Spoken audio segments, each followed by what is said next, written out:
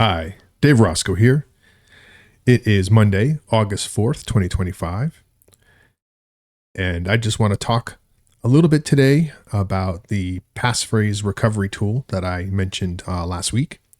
There's also a new blog post by the Pi Core team, which is causing some strangeness in the unlocks, which I'll tell you about in just a minute. And I also have a vacation coming up, so I want to tell you about that too, because I won't be making videos while I'm away. So stay tuned for that. But first, the metrics. My anti-scammer bot stands at 3 wins, 2 losses. So if you have a unlock and your wallet is compromised, reach out to me and maybe I can help you save it.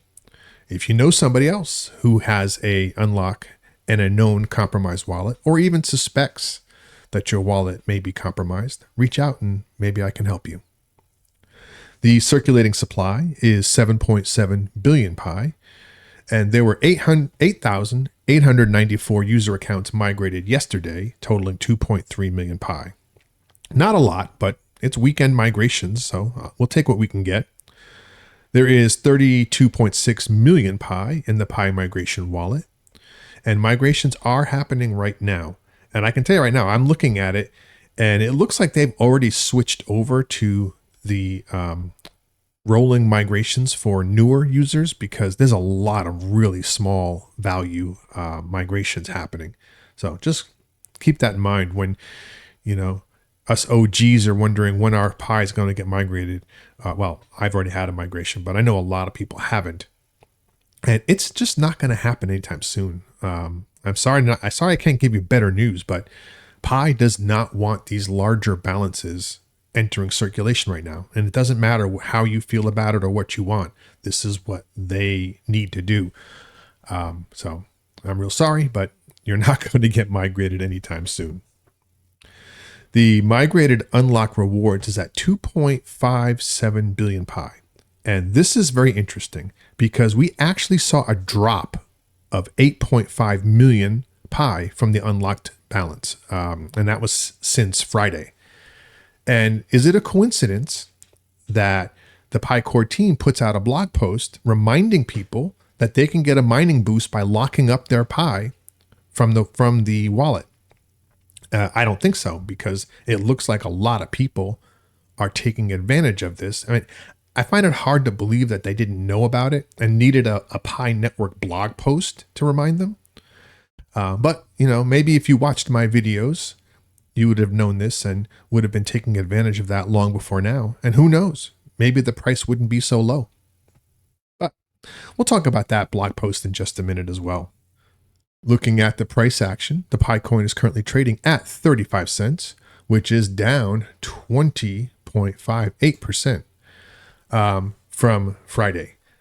And you take a break, and again, the Pi coin just drops. Now take a look at this, guys.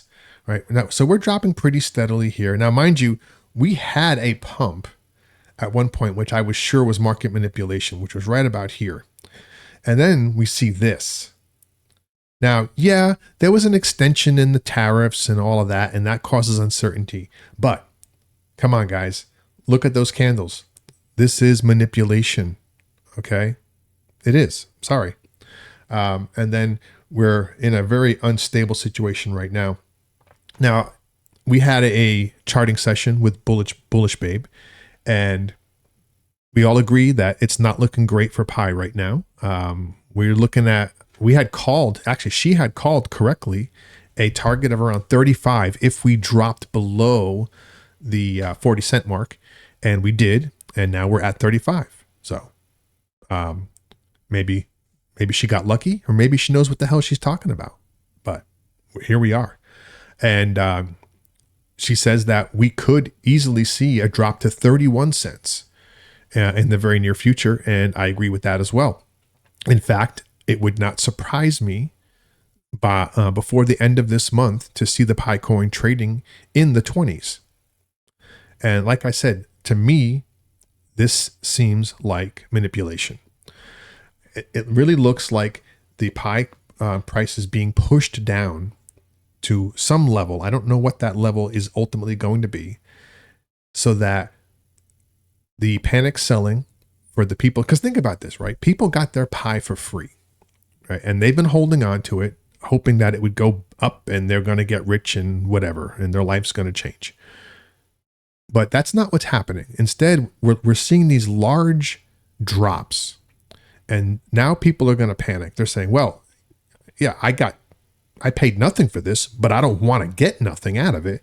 So they're going to start selling. And this plays right into the whales and the institutions because they're looking to buy as much pie as possible at as low a price as possible. And we're letting that happen. So I get a lot of comments talking about pie is done. Well, first off, that's not true. It's not done, not by a long shot. It's far from zero, and it's got a lot of room to grow. And this is a new coin. I keep going back to Bitcoin. Look at Bitcoin. Now, yeah, nobody knew what the hell crypto was when Bitcoin came out, but it doesn't matter. Nobody really knows what pi is all about except for us. And we're just waiting for the rest of the world to catch up. So I'm not selling my pie. I'm not panicking. I don't care if pie goes down to 20 cents. I don't care if it goes down to 10 cents. Hell, it can go to 0. And okay. But I know a lot of people are worried about it. And, you know, if you're looking at this from a traditional standpoint of other cryptos, then maybe you are justified. But this is pie. It tastes a little different. The market cap is at, 2.76 billion. That's low. I hate that. I mean, I didn't like it when it was in the low threes, but 2.7, yikes. I don't even want to look at where we are in the rankings right now. But it's not good. It just means that, I mean, look at the volume here, right? It's low, right? You know, when we had this activity here at the lower level and you saw there was a lot of volume happening right here, and then it's trailed off. And when it trails off, we tend to start leveling. So when you see the volume start picking up again, you have to be careful because history tells us that it's either going to pump up or pump down right around the time that volume is picking up. So be careful. Now, we were joking on the trading session that now would be a good time to short pie. And maybe it is, but I wouldn't do it. And it's not financial advice, but I think there's room to go down. And it probably will, unless something else happens. Let's see. So let's take a look at the blog post from the PiCore team. This is a lockup reminder. Pioneers can choose to lock up pi to boost mining rate. Remember, pioneers can voluntarily choose to create lockups regardless of their migration status. Now, this is interesting because if you have never been migrated, on-chain lockups are meaningless. But you do have the opportunity to secure your lockup in app, but you have already done that as part of the checklist. So I'm not sure what they're saying here, but anyway, I'm getting a little ahead of myself. Pre-migration lockup configurations boost Pioneer's current pi based on future lockup settings and affects pi in the next migration. Post-migration lockups apply to the pi that pioneers have acquired on the mainnet blockchain and is free to be locked up. Now, it's important here to point out that when you confirm your lockup as part of your checklist, you can't change it. And in exchange for that, you get the mining bonus instantly. Well, on your next mining session. But then it continues all the way up to the point where you're migrated. Now, your lockup period starts at migration. So it doesn't matter how long it sat in your account locked up. The actual lockup timer doesn't start until migration. And a lot of people are really pissed off about that. And I don't get it because before it gets migrated, that pi is just a number on a screen. And you're getting real tangible value in the form of an increased mining rate because of it. And then it gets migrated and you continue to get that bonus. You can't have it both ways. You can't get the bonus of locking it up and then cry about it being locked up after it's migrated. You know, it's just, they're giving you a little bonus here and you should be happy about that. But you have to understand that timer doesn't start ticking until after migration. And then after first migration, the rate that you set in the app is only what your bonus will be after migration. And you can change that anytime up until migration. So a lot of people say, well, it's not working. It's not being applied. Well, they're right, because it's not like the first migration. It's just telling you what it will be. So you're not going to get any additional bonus until it's migrated. However, you can lock up your Pi on the app, after it's migrated, in your wallet, and you can get a mining bonus. And we'll talk about that more here as well. To set pre-migration lockups, tap the hamburger icon in the Pi mining app and tap mainnet, then tap configure lockup rate. To set post-migration lockups, tap the lockups button in the Pi wallet and make sure to choose your mainnet wallet, which is located in the Pi browser. Now, I don't know why they say this, because if you choose testnet, there's no option to lock it up. Now, you can lock it up if you know how the blockchain works, but from within the app interface itself, it can't be done. The mining boost will go into effect in the following mining session after the lockup. Creating a new lockup will boost individual mining rates based on the lockup rewards mechanism detailed in the 2021 white paper, which then helps to support a robust and stable ecosystem and incentivize long-term engagement with the network. Now, it's not really long-term engagement, right? You're locking up your Pi, so you can't do anything with it. So it's not really engagement. It just means that you're not impacting the Pi's supply and price in the interim. And if that's their idea of engagement, okay, but it's not what I would consider engagement. How do post-migration lockups differ from pre-migration lockups? Both types of lockups follow the same rewards calculations and are irreversible once committed. However, they are different in terms of the Pi affected and their implementation. As stated earlier, the pre-migration lockup configuration boosts Pioneer's current Pi based on future lockup settings and affects Pi in the next migration. While the post-migration lockup configuration applies to the Pi already acquired on the mainnet blockchain and is free to be locked up.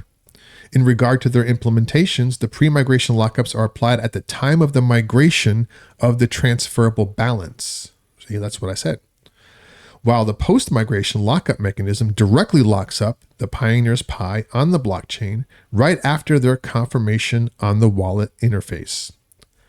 Another difference is that the 200% lockup, which uses 200% of the currently migrated amount. Now, remember I said before that it seems like you can only lock up the value that's ever been migrated. Well, that's assuming 100%.